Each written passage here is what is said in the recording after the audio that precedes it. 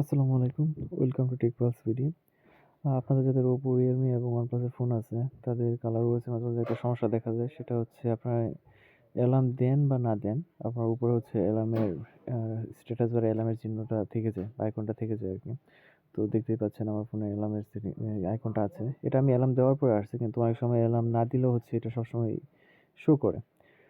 তো এটা সমাধানের উপায় হচ্ছে আপনাকে ১ম এ হচ্ছে সেটিংস এ চলে যেতে হবে।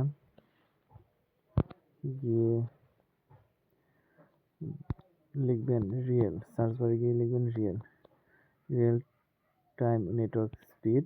এখানে ঢোকার পরে হচ্ছে আপনি এখানে দেখতে পাবেন, এখান থেকে হচ্ছে আপনার অ্যালার্ম যে অপশনটা আছে সেটা অফ করে দেবেন। অ্যালার্মের অপশনটা অফ করে দেবেন। এটা অফ করে দিলে আপনার ওখানে আর অ্যালার্ম শো করবে না। কিন্তু যদি আপনি এই ভিতর থেকে অ্যালার্ম দেন তাহলে অবশ্যই অ্যালার্ম বাজবে বা অ্যালার্ম দেখাবে, আসবে। বাট উপরে আর নোটিফিকেশনে অ্যালার্ম শো করবে না। আশা করি এইভাবে আপনাদের সমস্যার সমাধান হয়ে যাবে। আমাদের এরকম ইনফরমেটিভ ভিডিও পেতে আমাদের ফেসবুক পেজে ফলো করে রাখবেন এবং ইউটিউব পেজটি সাবস্ক্রাইব করে দেবেন। ধন্যবাদ।